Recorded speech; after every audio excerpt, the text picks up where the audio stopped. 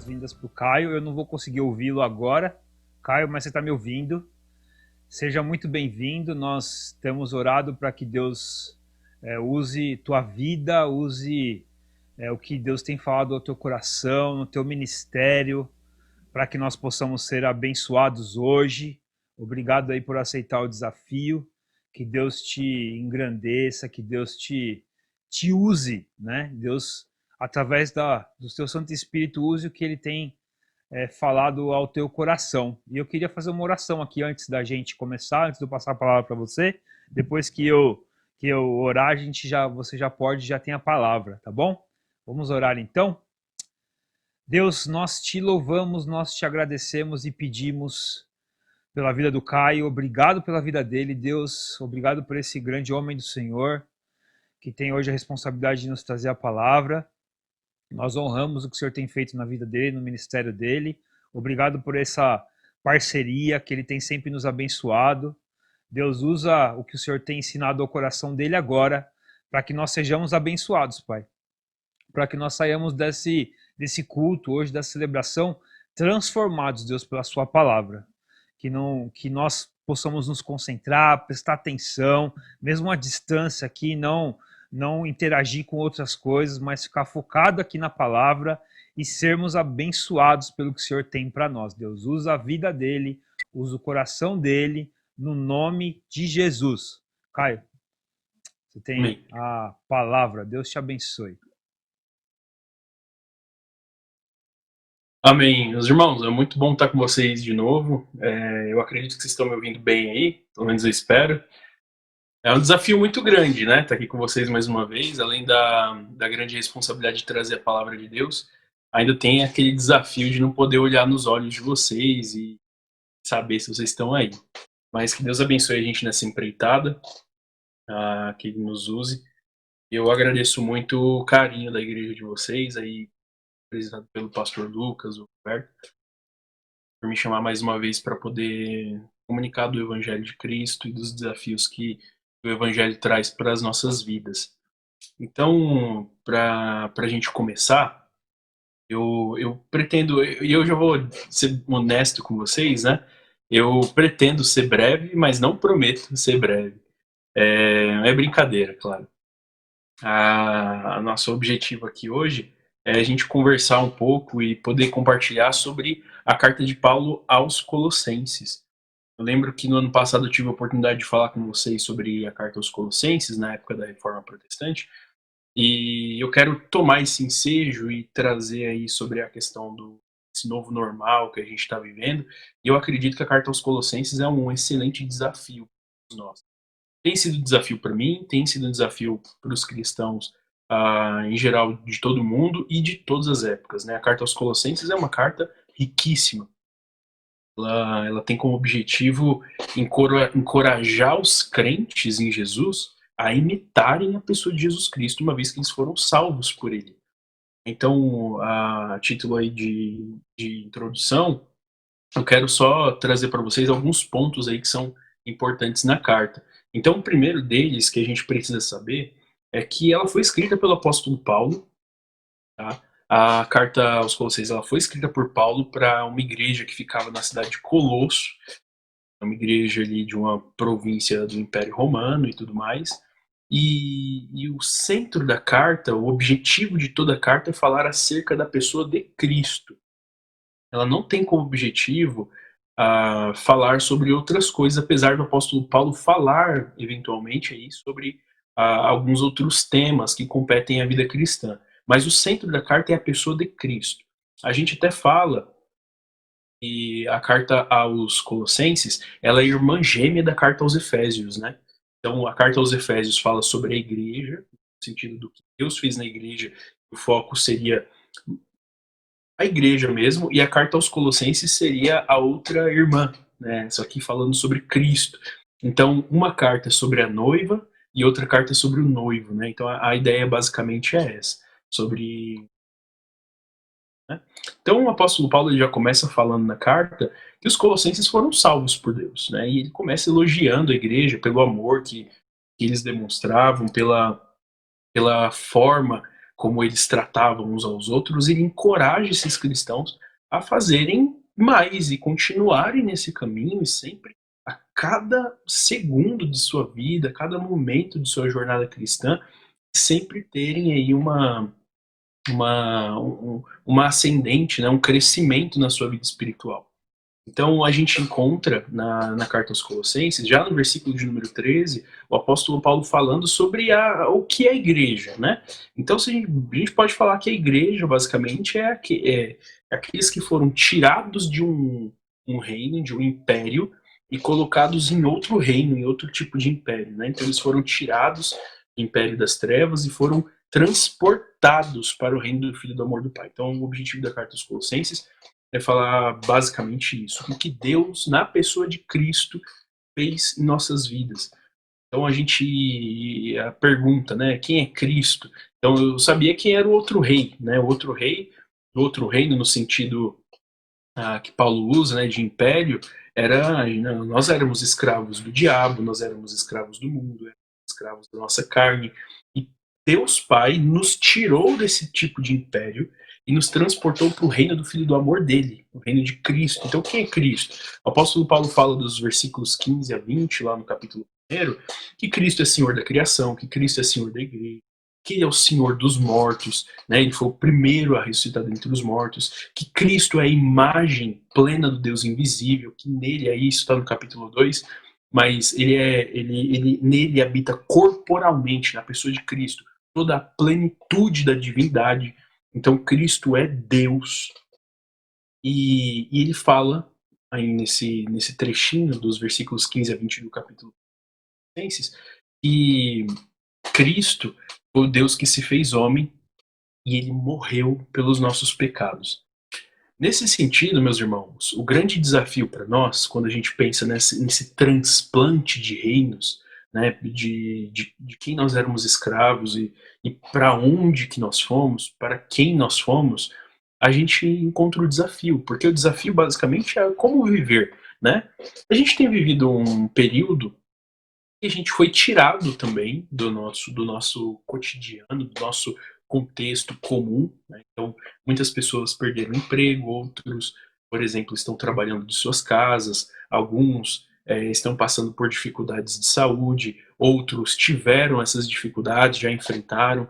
Mas talvez, meus irmãos, o maior desafio que nós temos aqui hoje é responder a seguinte pergunta: no tempo em que nós vivemos, nesse período principalmente aí que o mundo tem enfrentado, né? Não somos só nós cristãos, mas o mundo como um todo, acerca do coronavírus. Como que eu posso viver a minha vida cristã de forma plena? Será que é possível eu viver plenamente a vontade de Deus para a minha vida, a vontade de Deus para a igreja, como eu poderia viver antes do coronavírus? Então a pergunta basicamente é essa: será que eu tenho condição de viver do que a gente tem chamado de novo normal, das pessoas com outro tipo de contexto, se relacionando de outras formas? Por exemplo, nós aqui, infelizmente, isso não é o ideal para a igreja, mas a gente ter esse momento de comunhão virtual, eu na minha casa, vocês na casa de vocês,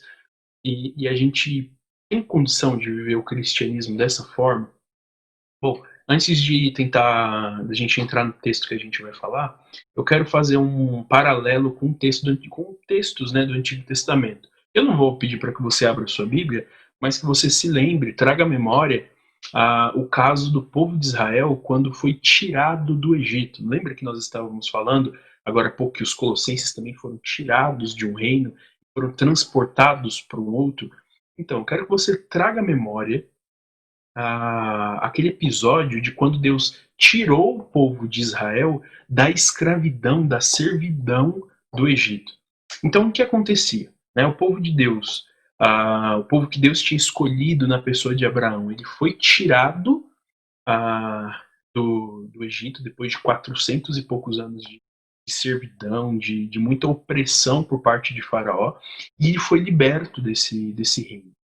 Só que o período de peregrinação desse povo, quando eles saíram de um lugar, eles foram para outro, né? É evidente. Então eles saíram e foram peregrinar no deserto. A Bíblia conta isso lá no livro de Êxodo, você tem a história inteira.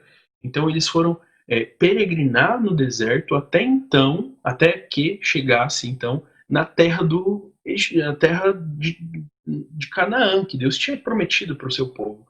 Deus prometeu que levaria o seu povo para uma terra que mana leite e mel, e o livro de Êxodo conta o que aconteceu no momento da libertação do povo de Israel no Egito até o período da sua peregrinação. Eles não entraram na terra de Canaã ali no livro de Êxodo, né? Só que no meio dessa peregrinação, desse período de 40 anos que eles ficaram andando no deserto e tudo mais, foi recorrente uma prática por parte do povo de Israel, que era a prática de murmuração, de questionar as ações de Deus, de questionar a forma como Deus agia na vida deles, e muitas vezes eles questionavam os seus pastores, né? Então a gente encontra, por exemplo, Moisés e Arão, Moisés como representante profeta, né? Ah, para o povo de Israel, por quem Deus falava diretamente, e Arão, que era um sacerdote, eles questionavam para os seus pastores os feitos de Deus e murmuravam e tratavam eles com falta de cordialidade, com falta de respeito, com falta de doçura, de brandura, e murmuravam. Só simplesmente falavam por coisas como do tipo: olha, será que realmente Deus tirou a gente do nós não acreditamos que Deus nos tirou do Egito, ele nos trouxe para o deserto para que morramos ou morrêssemos de sede ou morrêssemos de fome ou tivéssemos algum tipo de fim que não era aquele do mais agradável, né? Então eles murmuravam contra Deus, eles murmuravam contra o Senhor, com medo de chegar perto de Deus, questionavam com muita força os seus pastores em relação a isso.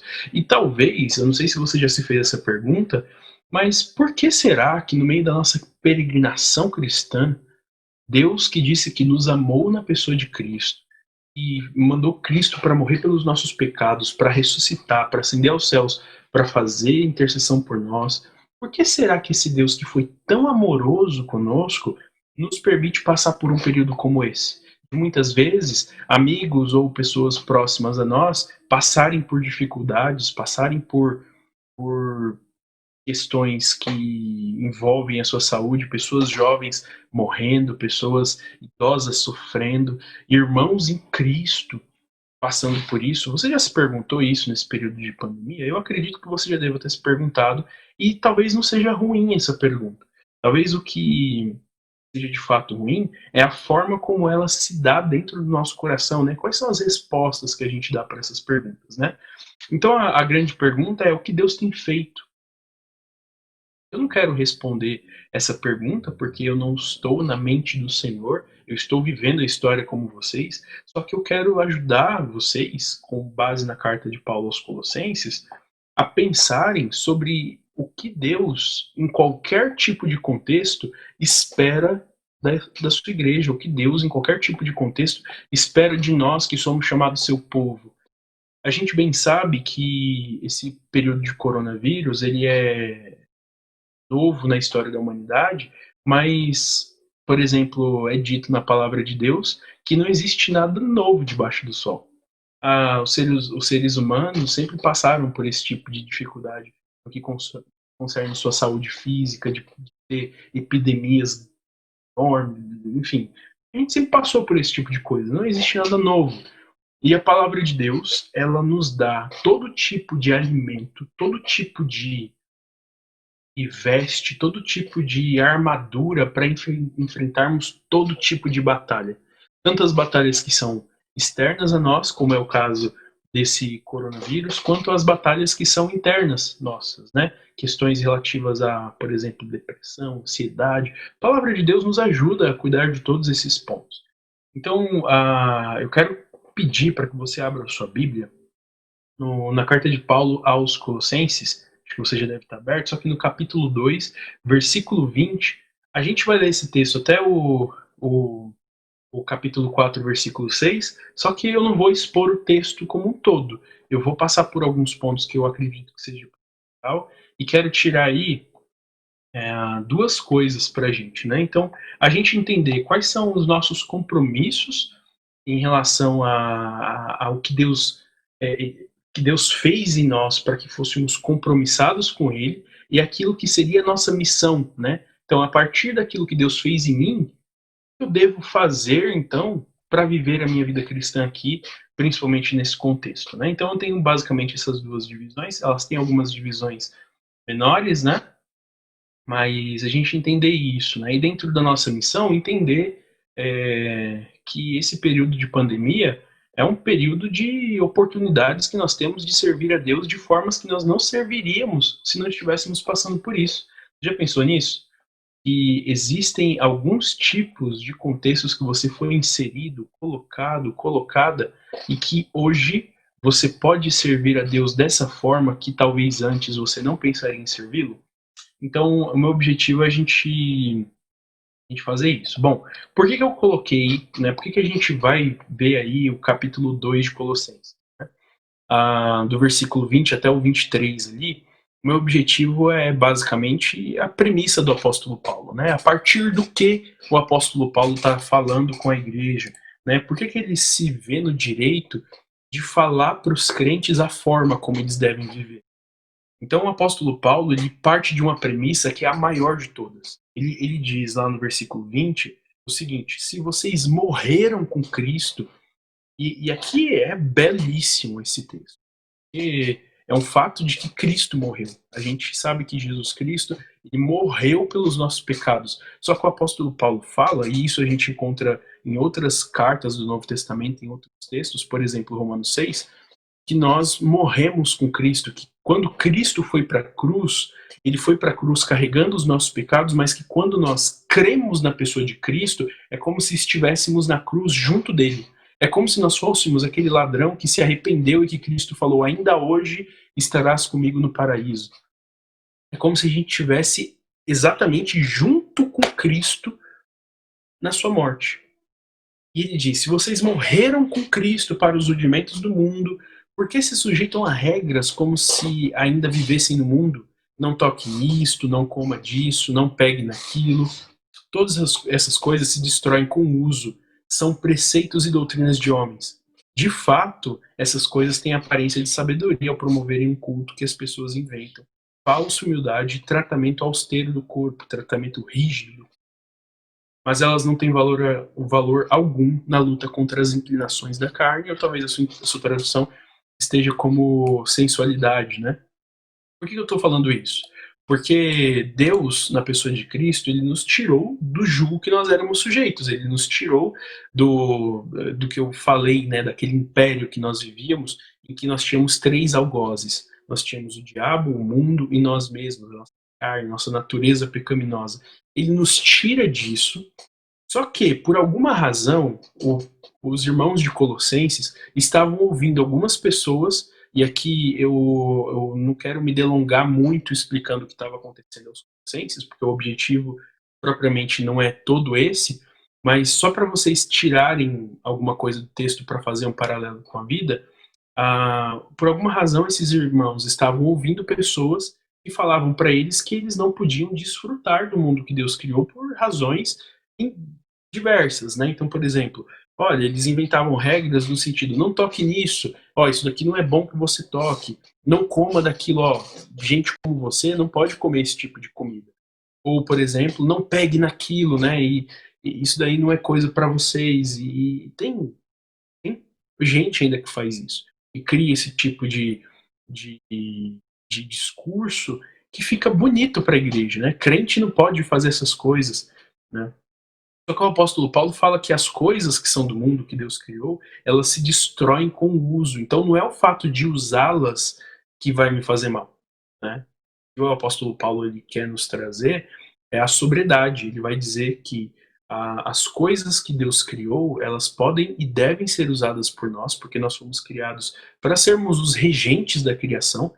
Então Deus criou o ser humano para que o ser humano dominasse sobre os peixes do mar, sobre as aves do céu, sobre os animais. Isso se encontra em Gênesis. Ele criou a gente para desfrutar da terra, para dominar a terra, para cuidar da terra, para sujeitar a terra, no sentido de tê-la a nosso serviço, né, de forma positiva.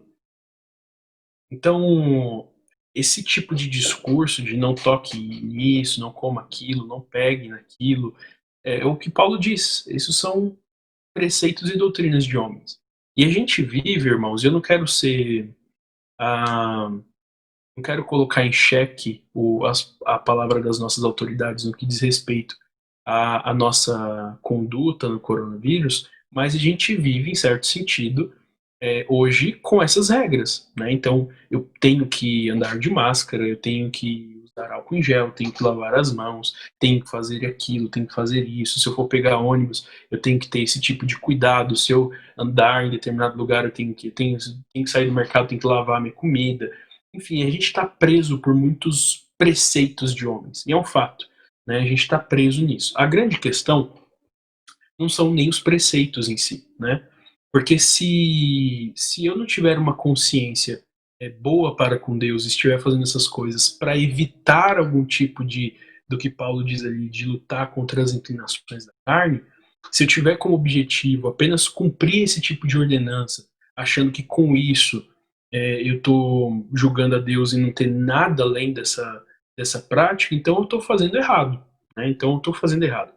O que eu quero chamar vocês a atenção é de como viver isso, como pensar sobre essas coisas de forma cristã e de forma a viverem o tipo de vida que Deus deseja que nós vivamos. Então, mesmo que nós obedeçamos às ordens humanas, que são justas, trazem algum tipo de benefício pessoal quanto social para todos, esse tipo de obediência aos preceitos do homem não nos fazem parecidos com Cristo.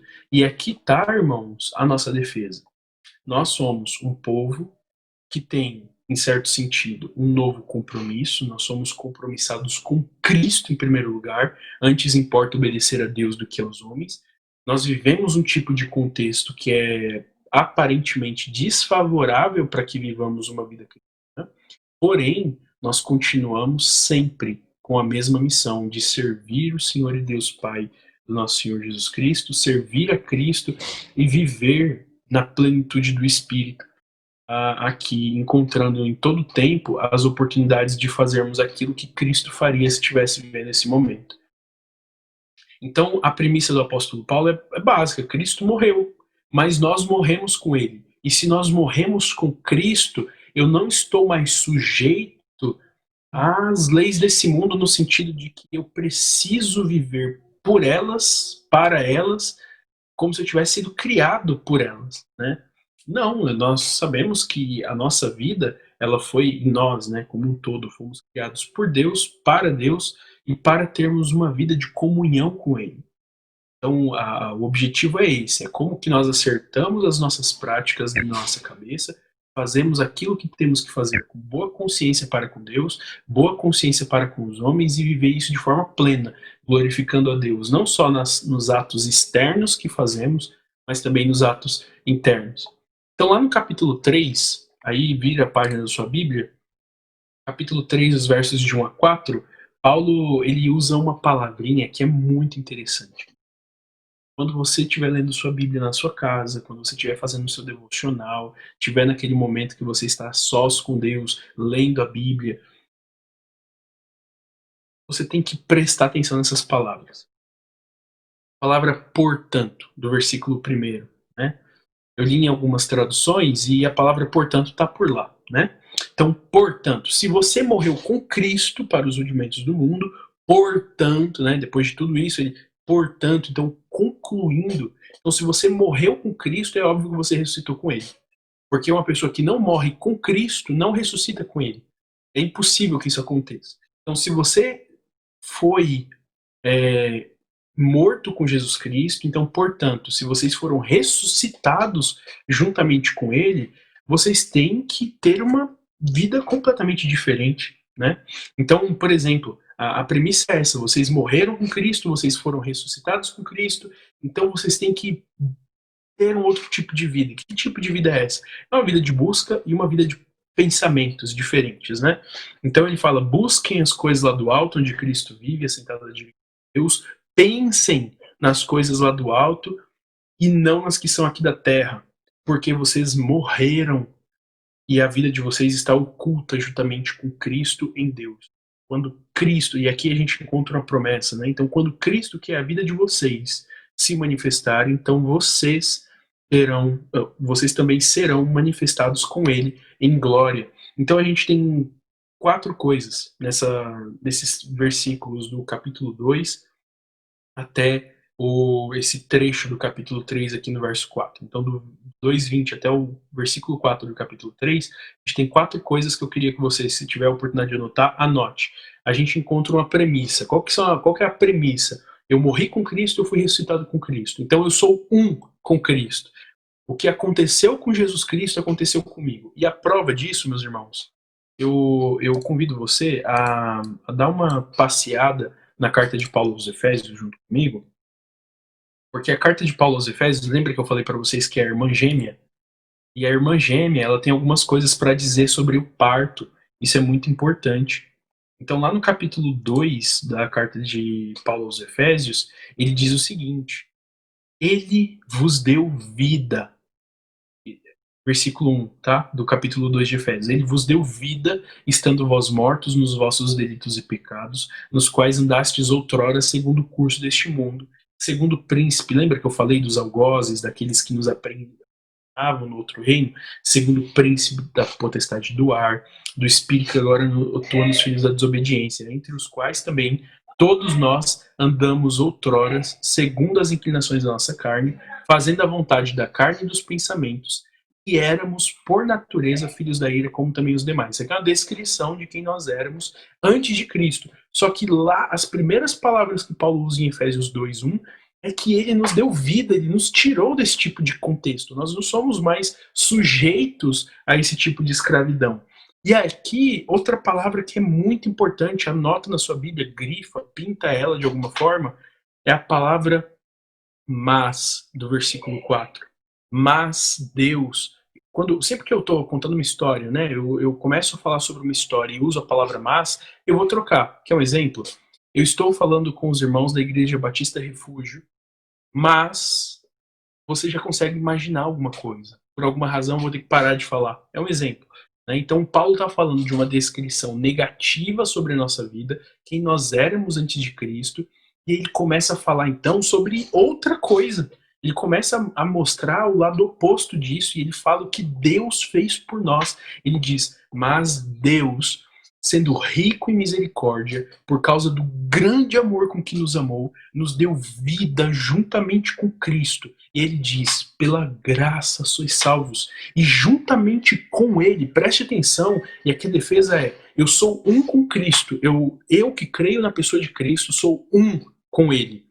Eu não tenho uma vida com outra pessoa no sentido de pertencer a ela. Eu pertenço a Cristo. E ele diz, e juntamente com ele, olha o que o Deus Pai fez conosco. Ele nos ressuscitou e nos fez assentar nos lugares celestiais em Cristo Jesus.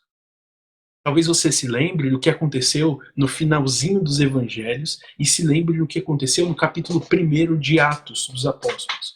A gente encontra o fato de que depois da morte, Jesus Cristo, por 3 dias permaneceu no túmulo e depois disso ele ressuscitou. Só que Cristo não permanece aqui na terra entre nós. Cristo ascendeu ao Pai, ele foi sentar à destra de Deus. Desculpa. E lá ele faz intercessão por nós. E o que é belo nesse texto é que a gente sabe que Cristo está sentado à destra de Deus, e o apóstolo Paulo fala que porque eu sou um com Cristo, porque eu pertenço a Cristo, porque Cristo habita em mim. Paulo diz isso, que Cristo habitava nele, lá em Gálatas 2:20. Quando nós encontramos esse tipo de pérola na Escritura, a gente encontra de fato quem nós somos. Nós encontramos o que nós representamos para Deus.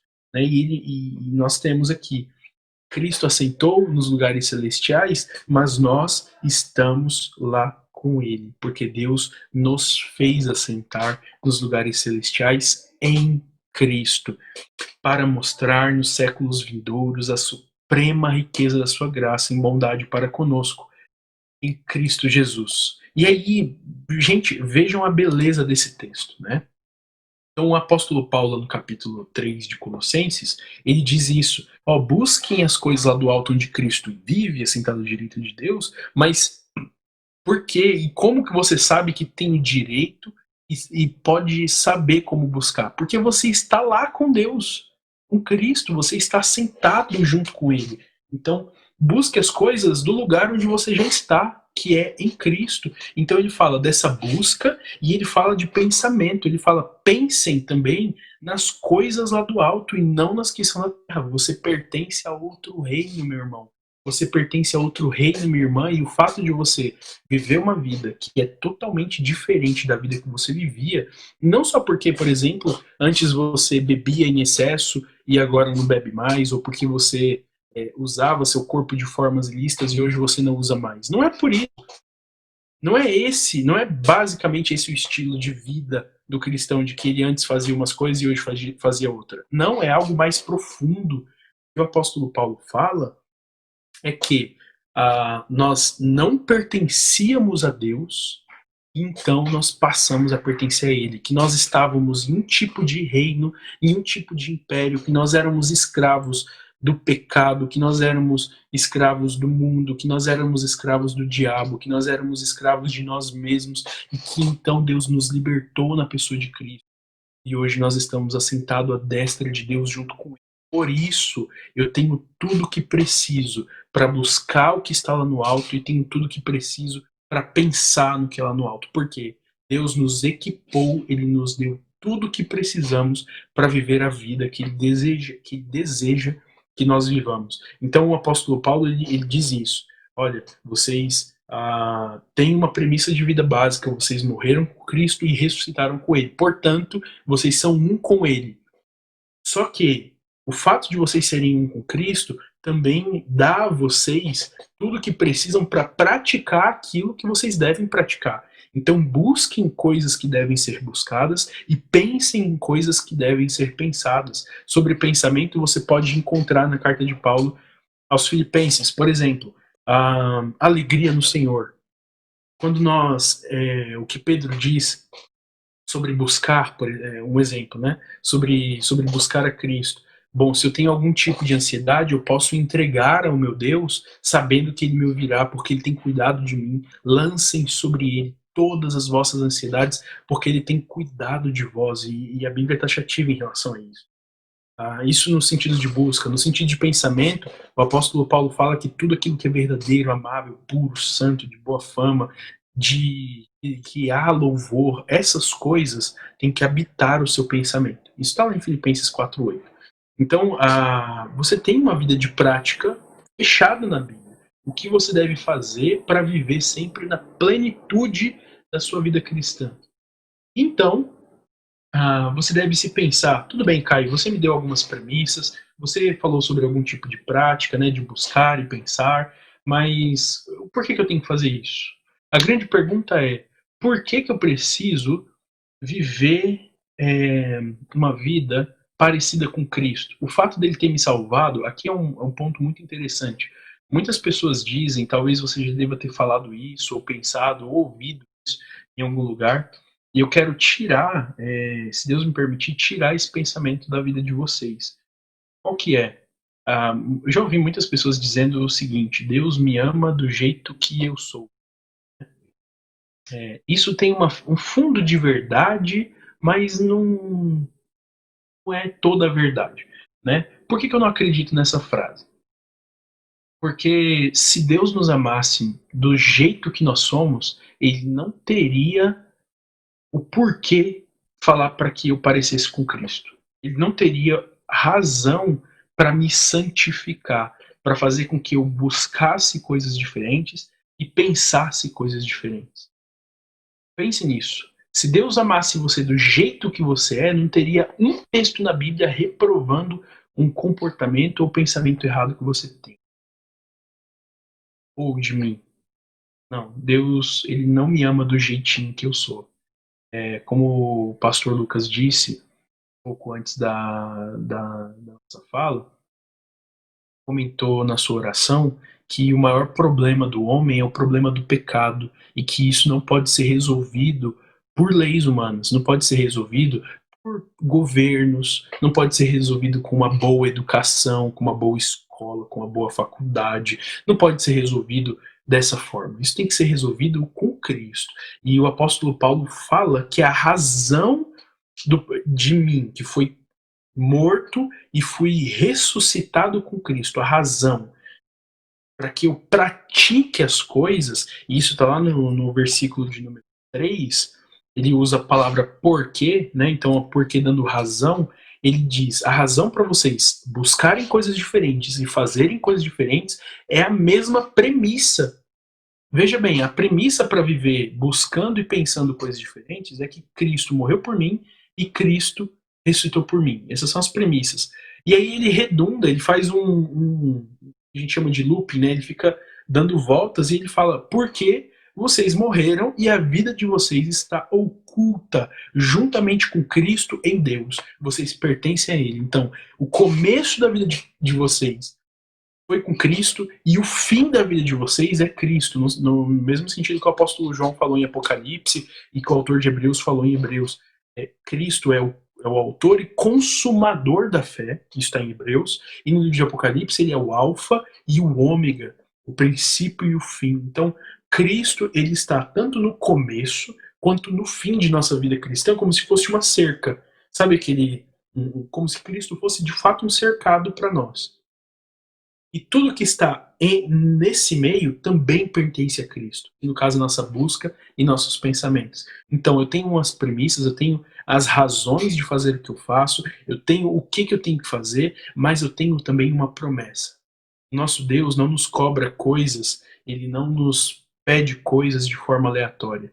Ele poderia fazer isso, mas Ele não faz. Ele nos promete coisas também. E Ele diz, quando Cristo, e aí falando do fim, ele fala, quando Cristo, que é a vida de vocês, se manifestar, então vocês também serão manifestados com Ele, mas não de qualquer forma, em glória.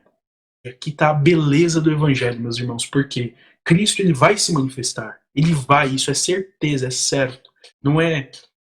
Paulo não está pensando numa filosofia humana, ele não está criando uma doutrina nova. Cristo vai se manifestar. O próprio Cristo falou isso, que um dia ele viria, ele voltaria para os seus em glória, ele viria com os anjos, e todos os olhos o veriam, o apóstolo Paulo falou. E nós teríamos acesso a isso, à pessoa dele. Só que nós seremos manifestados com ele. Nós seremos expostos ao mundo junto com ele, de forma que o joio saberá quem é o trigo, e o trigo saberá quem é o joio. Nós seremos manifestados com ele em glória. E alguns outros não serão manifestados com ele em glória. Serão manifestados em juízo. Isso é triste, não é o tipo de vida que Deus quer que nós vivamos.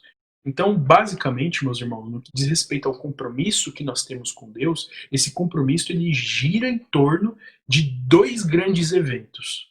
Dois grandes eventos. Anote isso e guarde isso na sua cabeça. O primeiro, porque Cristo morreu por mim, e o segundo evento, porque Cristo ressuscitou por mim.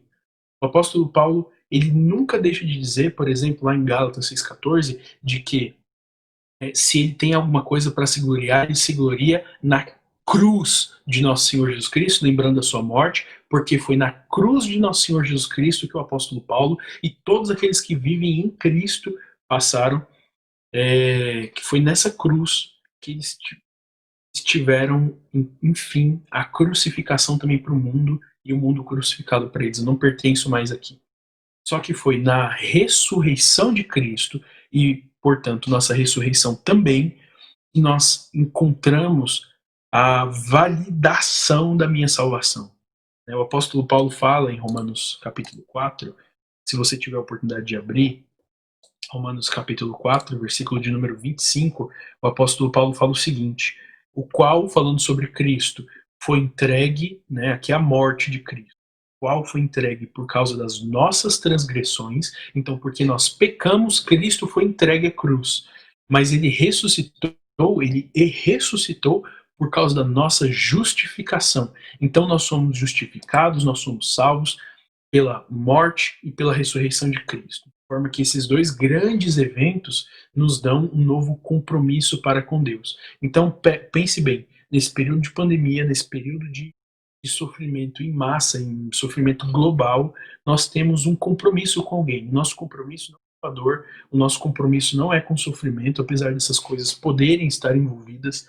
O nosso compromisso não é com o nosso bem-estar pessoal e o bem-estar pessoal e o bem-estar social.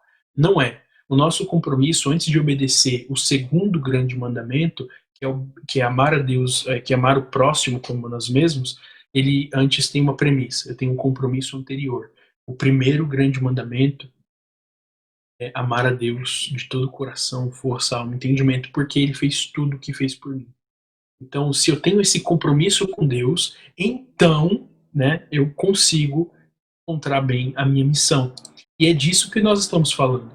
Né? Nós estamos falando que esse compromisso com Deus nos dá também uma missão, nos dá um tipo de guia para a vida, para podermos viver da forma como agrada a Deus. Então, tudo bem, essa é a segunda parte da nossa fala. Qual que é a nossa missão? Isso a gente vai, então, até do versículo 5 do capítulo 3 até o versículo de número 6 do capítulo 4.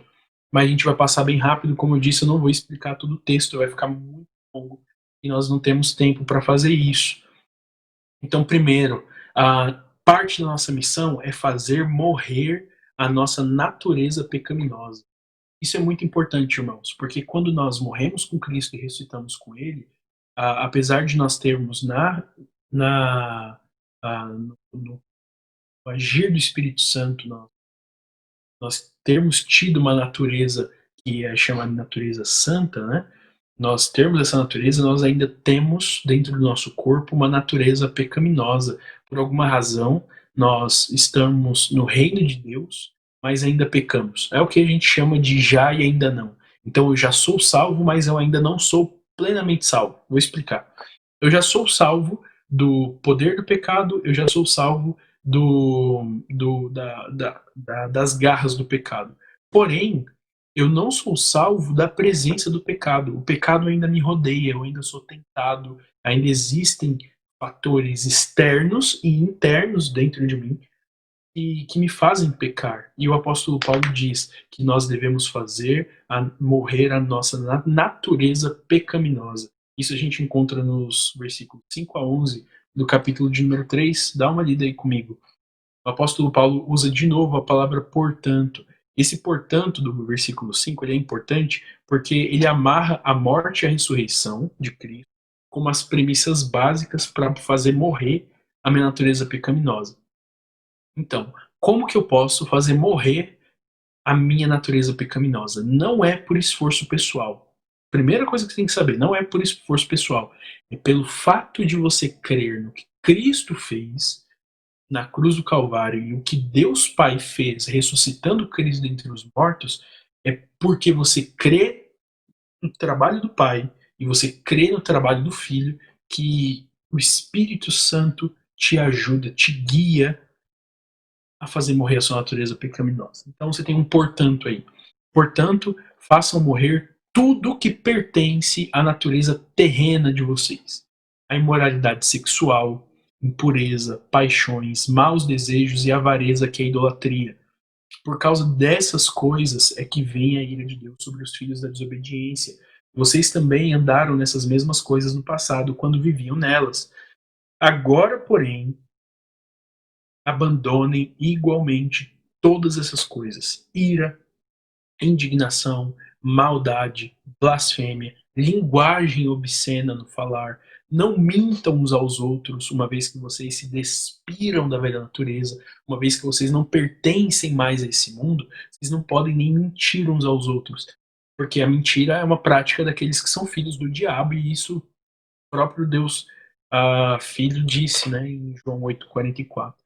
Então não mintam uns aos outros, uma vez que vocês se despiram da velha natureza com suas práticas e se revestiram da nova natureza, que aí no caso é a salvação em Cristo Jesus, que se renova para o pleno conhecimento segundo a imagem daquele que a criou. Aqui e aonde? Nas cercanias de Cristo. Lembra que eu falei que Cristo é como se fosse uma cerca da nossa vida, nos guardando, nos livrando do mal? Aqui em Cristo não pode haver mais grego e judeu, circuncisão e incircuncisão, bárbaro, cita, escravo, livre, mas Cristo é tudo e está em todos. Não existe negro e branco, não existe pobre e rico, não existe. Em Cristo nós somos um e Ele é tudo e está em todos. É o que a palavra de Deus fala. Então, isso faz parte da nossa natureza pecaminosa. As coisas que Paulo disse, falando sobre imoralidade sexual, impureza, paixões, essas coisas existem ainda na pandemia. Nós ainda enfrentamos esse tipo de dificuldade. Nós ligamos os jornais e vemos o que tem acontecido de pessoas simplesmente, por exemplo, eu vou dar um dado para vocês. Esse é muito interessante. Ah, o aumento, por exemplo, de casos de violência doméstica aumentou nesse período de isolamento social. Por alguma razão, depois que os maridos foram para casa, eles começaram a bater mais nas suas esposas, a brigar com elas. As mulheres começaram a brigar com os homens, algumas até baterem neles também. A gente começou a ver pais espancando os filhos, filhos espancando pais. Nós vemos também um aumento de consumo de pornografia. Isso daí tem, todos os jornais falam sobre isso. Você teve no começo da pandemia, no primeiro mês, você teve um aumento de mais de 30% o apóstolo Paulo falando de impureza, né, de moralidade sexual, de paixões carnais. Então, esse tipo de coisa acontece e continua acontecendo no isolamento social ou na vida normal. Os desafios que nós temos nesse período de pandemia são exatamente os mesmos, talvez um pouco mais agravados do que nós já enfrentávamos antes da pandemia. Nós temos pessoas que mentiam umas às outras e hoje continua, pessoas que eram iradas, iracundas, que eram cheias de ódio, cheias de raiva, de rixa. A gente continua encontrando isso, nós encontramos pessoas maldosas fazendo aquilo que você não consegue nem imaginar como que uma pessoa consegue arquitetar o mal de tal forma e colocá-lo em prática. A gente não entende isso. Pessoas continuam blasfemando contra Deus, pessoas continuam usando a sua boca para falar aquilo que não convém, para usar palavras que não convêm a santos. E o apóstolo Paulo está dizendo exatamente o que nós já sabemos. Ele fala: olha, não mudou nada, não mudou nada. Mas quem mudou foi você. E você tem que viver uma vida santa, independente do contexto que você vive. Então a gente encontra esse tipo de questão. Então, parte da nossa missão é fazer morrer a nossa natureza pecaminosa. Só que você deve estar se perguntando da seguinte forma, seguinte coisa. Caio, eu vou então lutar a minha vida inteira para fazer morrer a minha natureza pecaminosa. E eu vou deixar de fazer as coisas. Eu não vou deixar de ser irado, vou deixar de mentir, vou deixar de ser maldoso, vou deixar de ser blasfemo. Eu vou deixar toda essa questão da natureza pecaminosa. E aí, eu faço o quê? Né? Então a gente luta contra a natureza pecaminosa com as armas que Deus nos deu. E quais são as armas que Deus nos deu? Ele nos deu armas que nos fazem praticar outras coisas e substituem, vamos colocar dessa forma, aquilo que nós faríamos no pecado. Então, qual que é a melhor forma, qual que é a única forma de lutar contra a natureza pecaminosa? É fazendo com que a sua natureza santa apareça, com que sua natureza santa abafe cada vez mais a natureza pecaminosa. Bom, isso está lá nos versículos 12 até o versículo 15 de Colossenses. Então o apóstolo Paulo diz, portanto, olha de novo a palavrinha lá, hein? Portanto, como eleitos de Deus, santos e amados, revistam-se de profunda compaixão, de bondade, de humildade, de mansidão, de paciência. Suportem-se uns aos outros e perdoem-se mutuamente, caso alguém tenha motivo de queixa contra outra pessoa. Assim como o Senhor perdoou vocês, perdoem também uns aos outros. Acima de tudo isto, porém, esteja o amor, que é o vínculo da perfeição. Irmãos, vejam que lindo isso, porque o apóstolo Paulo está dizendo que a forma como eu luto contra a natureza pecaminosa é usando todos os benefícios e todas as armas espirituais que Deus nos deu com a natureza santa.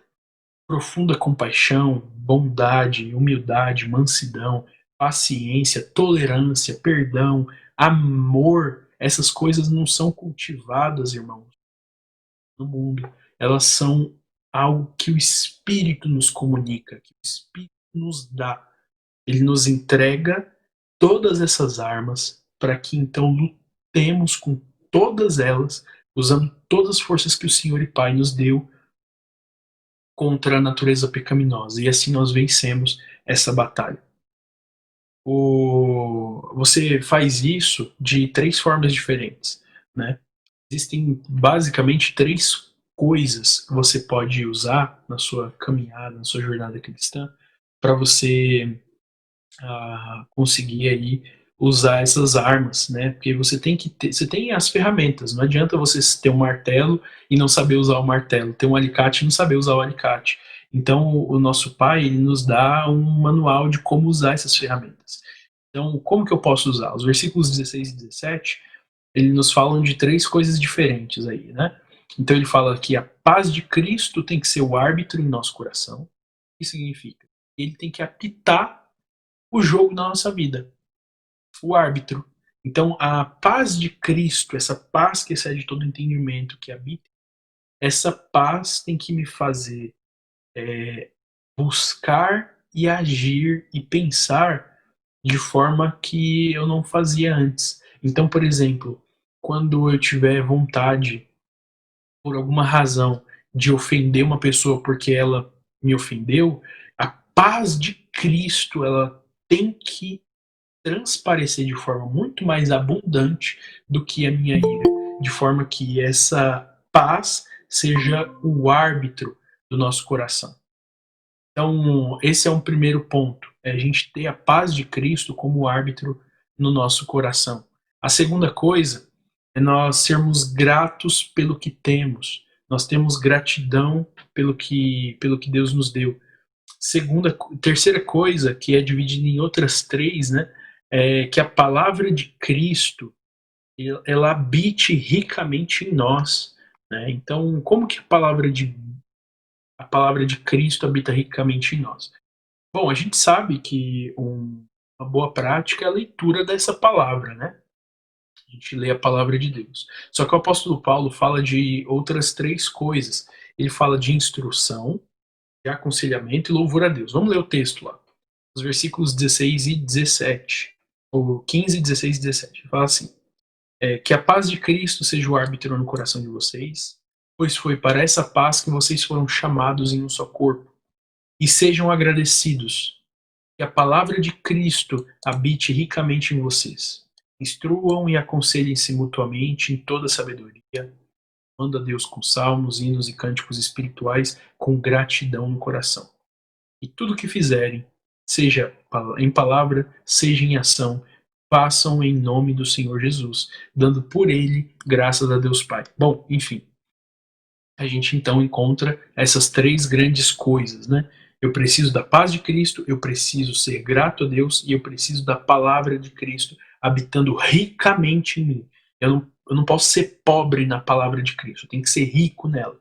Então, como que eu sou rico na palavra? Eu instruo os meus irmãos que precisam dela, então eu aprendo a manejar a palavra da verdade. Para instruir, eu tenho que ler a palavra. Eu preciso aconselhar e ser aconselhado, no caso, tipo, instruir e ser instruído. Então, eu preciso aconselhar e ser aconselhado na palavra. Eu preciso desse período de aconselhamento, de saber o que Deus tem falado ao coração de outro irmão, que eu tenho dado aos olhos desse irmão para ver coisas que eu talvez não sozinho. Então, a gente tem que ter esse período de instrução e aconselhamento e tem que ter isso com louvor, com ação de graças, né? Então, louvor a Deus, que ele diz. Louvando a Deus com salmos, hinos e cânticos espirituais com gratidão no coração. Então, se a gente faz essas coisas e outras, né, seja em palavra, seja em ação, a gente faz em nome do nosso Senhor Jesus, dando por Ele, por Jesus, graças a Deus Pai. Bom, isso basicamente são os compromissos que nós temos, tá? Nós temos o compromisso e temos essa missão.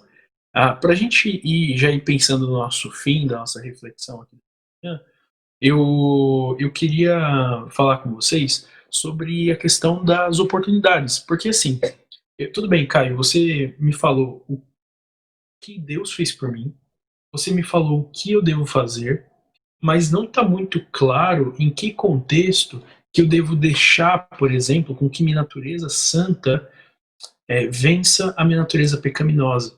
Então, por exemplo, como que eu posso ser uma pessoa compassiva, ser uma pessoa bondosa, ser uma pessoa humilde, ser uma pessoa mansa, paciente, tolerante, ser uma pessoa perdoadora e amável, né? Como que eu posso fazer com que a minha natureza santa ela inunde não só a minha vida interna, mas também aqueles que estão ao meu redor? Existem, irmãos, oportunidades que Deus nos deu para exercitar todos os dons que Ele nos colocou. Todos, todos. E existem algumas relações humanas que que devem ser vistas aí por nós, né? Então, as relações dentro de casa, as relações fora de casa, elas são relações humanas, tá? Que eu estou dizendo. São grandes oportunidades aí que Deus nos deu para agir de forma cristã, da forma como Cristo viveria nesse período que nós chamamos de novo normal, né? E o que vai vir depois desse período de coronavírus, né? Se Deus permitir. Então a gente encontra aí as relações dentro de casa. E aqui é importante, lá no versículo 18 até o versículo de número 21, o apóstolo Paulo fala das relações dentro do lar. Então veja só que ele fala, por exemplo, as esposas. Esposas, se você é casada, preste atenção no que o apóstolo Paulo está dizendo. Se você deseja casar, preste atenção no que o apóstolo Paulo está dizendo. Que cada uma de vocês se sujeite ao seu próprio marido, como convém no Senhor. Não é uma sujeição cega, é uma sujeição no Senhor. Então se sujeitem ao seu próprio marido como convém no Senhor. O apóstolo Paulo usa esse conselho também no capítulo 5 de Efésios, tá? A irmã gêmea da carta aos Colossenses. Então as esposas devem ter um tipo de vida dentro de casa que faça com que ela se sujeite ao seu próprio marido como convém no Senhor. Isso não significa que a mulher tem que aceitar ações truculentas. Não é isso, não é nem esse o foco do ponto. Por quê? Porque a carta aos Colossenses foi escrita para crentes. Então nós estamos partindo da premissa de que o apóstolo Paulo não tem absolutamente nada para dizer para os de fora. Porque os de fora, aqueles que não são crentes em Jesus, eles continuam no império das trevas. Eles continuam sujeitos a si mesmos, os seus pecados, eles continuam sujeitos à sua natureza pecaminosa, continuam sujeitos ao mundo, eles continuam sujeitos ao diabo. Eles são filhos da ira, como também os demais, eles não têm vida em Cristo. Então, Paulo está falando para as esposas crentes que elas devem se sujeitar ao seu próprio marido como convém no Senhor. Só que os seus maridos, que também são crentes, que cada um deles, né, cada um de vocês, ame a sua esposa e não a trate com amargura. Então não existe uma sujeição feminina que não seja acompanhada de um amor e uma entrega masculina. É isso que o apóstolo Paulo está dizendo, é a forma como os maridos também devem agir. Vejam aqui que são duas grandes oportunidades que você tem de servir a Deus. Por quê? Porque a tendência, talvez, né, quem é casado entende um pouco mais a dinâmica de todo esse processo, a dinâmica é de que a esposa tente desonrar o seu marido de alguma forma e que o marido tente tratar a esposa sem amor e com amargura, trazendo assim um grande mal para dentro de casa. E o apóstolo Paulo fala que isso não é o que os cristãos devem fazer. O que os cristãos devem fazer é ter uma vida em que as esposas, né, no caso as esposas cristãs, elas se sujeitem ao seu marido e o marido ame a sua esposa e não a trate com amargura. Isso é muito importante, gente. São duas grandes oportunidades aí que temos para servir. Mas existem outras relações dentro de casa. Então, por exemplo, você pode encontrar maridos que são maridos, mas também são pais. são dois papéis diferentes, são duas ações diferentes. Então, ou você pode, se esse é o caso, né, você pode encontrar a relação de um filho para com o pai. E aí o apóstolo Paulo fala no versículo 20. Então, se você é filho, você não... E isso aqui é para a vida inteira, né? Mas principalmente para aqueles que vivem debaixo da casa dos seus pais, que devem algum tipo de sujeição maior, ele diz: filhos, em tudo obedeçam aos seus pais, pois fazer isso é agradável diante do Senhor. Dificilmente um pai vai pedir para que você faça alguma coisa que é contrária à vontade de Deus. Por exemplo, seu pai pede para você lavar louça, pede para você limpar a casa, pede para você fazer algum tipo de tarefa, faça. Isso não é contra a vontade de Deus para sua vida, mas pelo contrário, né? Você tem que participar da vida comum do lar e se preparar para constituir uma nova família no futuro. Então, obedeçam seus pais no Senhor, porque fazer isso é agradável diante dele. Ele gosta quando os filhos se obedecem ao pai. Vou dar um exemplo. Jesus Cristo é o Filho de Deus e Jesus Cristo obedece o seu pai. Vejam só que interessante isso. Porque o que o apóstolo Paulo está dizendo é que os filhos têm a grande oportunidade de imitarem a relação que Cristo tem com o pai. Então isso é muito bonito, né? Eles imitam essa relação dentro de casa com seus pais terrenos. A relação que o marido, por exemplo, tem que ter com a esposa imita o jeito como Cristo trata a igreja. Isso está lá em Efésios 5. A relação que a esposa tem com o marido imita a igreja, imita a forma como a igreja lida com Cristo, como a igreja se submete a Cristo, como a igreja se sujeita a Cristo, se entrega a Cristo, né? Então a gente encontra essas relações aí sempre espelhando as relações que Deus tem tanto entre si, né? Por exemplo, a questão do pai com o filho, quanto a relação de Deus com a própria igreja. Então tem essas relações. Só que também tem para os pais, né? Então o homem e a mulher que constituem para o filho aquilo que a Escritura dá como grande responsabilidade, como primeiro ministério, né, que eles são os pais, que eles não podem usar da sua autoridade e da sua autoridade que é deles mesmo como pais, eles não podem usar disso para irritar os filhos, para que eles não fiquem desanimados. Muito pelo contrário, os filhos têm que encorajar, os pais têm que encorajar os filhos, eles têm que ter um tipo de disposição interna que faça com que os filhos se abram com os pais, que eles tenham sempre um apoio dentro de casa, sempre tenham, como se o pai fosse uma escada por onde o filho vai subir, né? Então, o pai e a mãe eles têm que constituir para o filho essa escada. E eles sempre têm que ter segurança nessa escada. Eles não podem pensar que a escada é de madeira, podre, que eles vão colocar o pé e vão cair e se quebrar. Não façam isso. Pais, não irritem seus filhos, porque isso é contrário à vontade de Deus. O pai nunca irritou o filho. Então, os pais terrenos, imitando o exemplo do nosso Pai Celeste, ele não pode irritar também os seus filhos para que eles não fiquem desanimados. Então, a gente encontra outro tipo de relação, e aqui já terminando, gente, a relação de empregado-empregador. Né? Então, os servos devem obedecer em tudo seus senhores da terra, não servindo apenas quando estão sendo vigiados, visando somente agradar pessoas, mas com sinceridade de coração, temendo o Senhor. Tudo que fizerem, façam de todo o coração como para o Senhor e não para as pessoas, sabendo que receberão do Senhor a recompensa da herança. É a Cristo, o Senhor, que vocês estão servindo. E quem fizer injustiça receberá em troca a injustiça feita. E nisto ninguém será tratado com parcialidade. Então aqui a gente tem uma forma como você tem que se relacionar com o seu patrão, você trabalha para ele, e se ele for injusto, deixa que Deus vai vingar. Basicamente é isso. Mas também se você é um crente que tem autoridade de ser um patrão, né, de ser um senhor, como é colocado no capítulo 4, versículo 1, você tem a responsabilidade do que Paulo está dizendo. Senhores, tratem os seus servos com justiça e igualdade, sabendo que também vocês têm um senhor no céu. Quer dizer, você é um senhor na terra, mas você é um senhor que tem um senhor acima de você. Você é servo dele. Então, esse senhor que está nos céus, que está acima de você, ele está te mandando agir com justiça e com igualdade. Então são mais duas oportunidades aí, né? A forma como você vai tratar o seu chefe, vai fazer o seu trabalho e a forma como o seu chefe cristão vai agir com você. Se o seu chefe cristão não agir com você dessa forma, fique em paz, meu irmão, fique em paz, minha irmã, porque Deus vai vingar.